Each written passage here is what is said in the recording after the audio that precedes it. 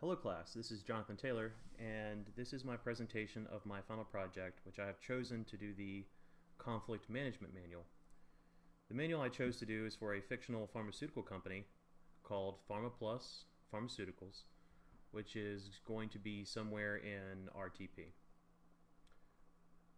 My table of contents goes through the introduction, conflict identification, conflict prevention, conflict drivers, intractable conflicts, mediation, and references.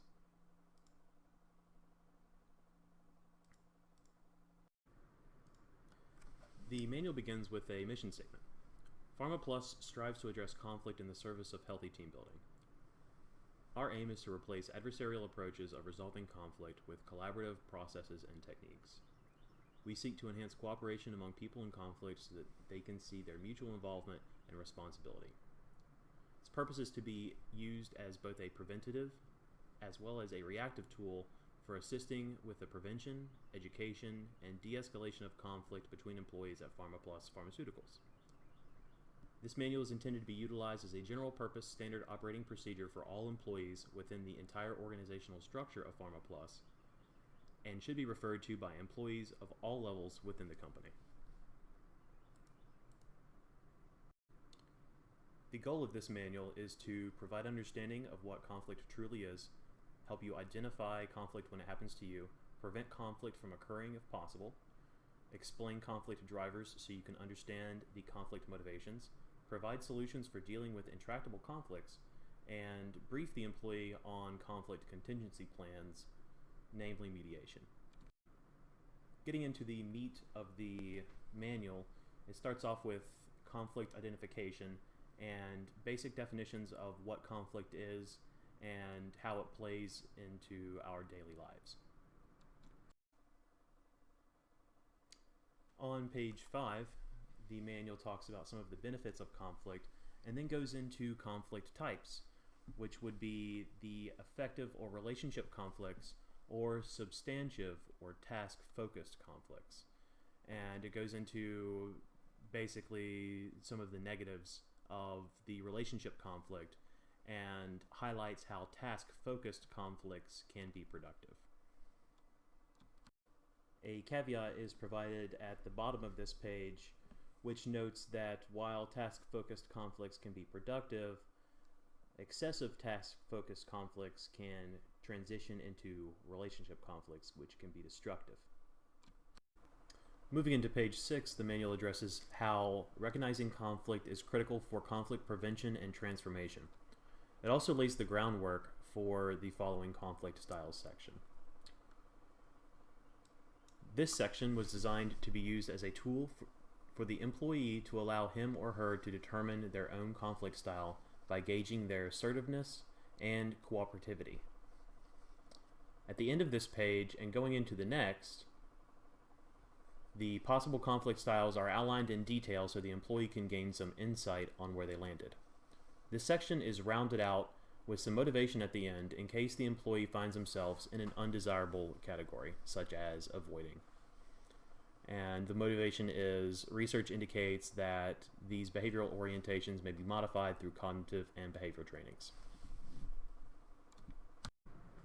Now that the employee knows what conflict is, the manual approaches conflict prevention. Some ways to do this are using assertive communication by openly expressing your feelings and needs, standing up for your rights while respecting the rights of others, and viewing yourself as equal to others and treating others as equal.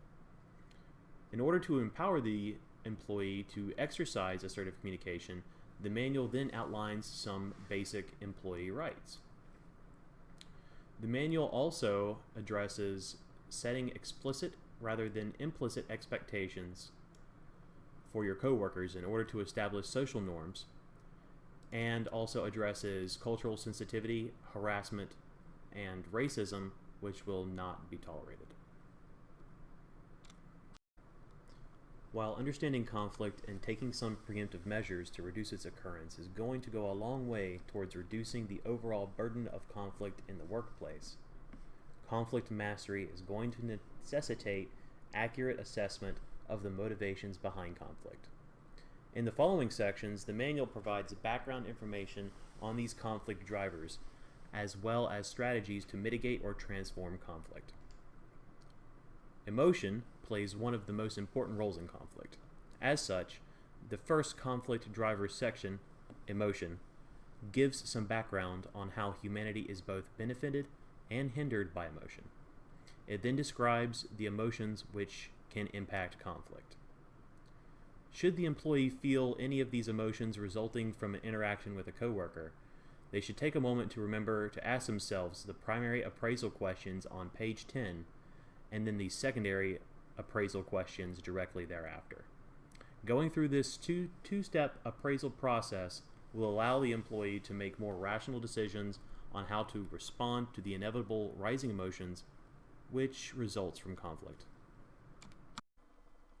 Face and maintaining face is also a major driver of conflict in the workplace. This section lays the groundwork for the employee to understand the concept of face, defines the concept of face work, and outlines some of the consequences of face threat. This section also offers recommendations for the employee for preventing face threat of their colleagues. Another facet of allowing your colleagues to save face is to take caution with criticism or performance feedback. This manual outlines the differences between, as well as the outcomes associated with, the traditional weakness-based and strengths-based approaches to performance feedback. Power and the utilization of power can also heavily influence conflict as well as conflict management. This section provides some examples and consequences of using power over an individual, as well as highlights some of the benefits of using power with an individual. The final section in conflict drivers is identity. As identity heavily influences conflict styles as well as emotions and face, this section provides some general information to fill in any knowledge gaps moving forward. The next section, intractable conflicts, informs the employee that sometimes conflicts can become exceedingly difficult to transform into a non-conflict situation, and warns of some of the ways a conflict can transition into an intractable nature. The progression of an intractable conflict is detailed from threat to distortion to rigidification and finally collusion to allow the employee to self-assess if they are in conflict of an intractable nature. If the employee finds themselves in this situation, this manual provides guidelines on how to achieve transformation through negotiation techniques. Moving on to page 15, as the employee implements these negotiation techniques, they can chart their conflict transformation progress using the Intractable Conflict Levels Guide provided. In the event that negotiations fail and may be necessary to involve a third party, PharmaPlus's protocol for third-party intervention starts with outreach to the HR department, where they will schedule a mediation session with a mediation professional for the involved parties. While the mediation support staff go through additional mediator training, PharmaPlus feels that it is beneficial for the employee to experience some of their training so they know what to expect. The goals of mediation are to build relationship, trust, and confidence, build party self-confidence and empowerment, build mutual understanding and recognition, identify the interests of the party, shift the focus from the past to the future, and help parties reach agreement and reconciliation. To put the employee at ease and set realistic expectations, the stages of mediation are outlined for the employee. These stages begin with an introduction, followed by identification of party interests, then an agenda setting, then brainstorming, and finally an agreement where both parties will write and agree on the conclusion of the mediation, and they will then sign the agreement.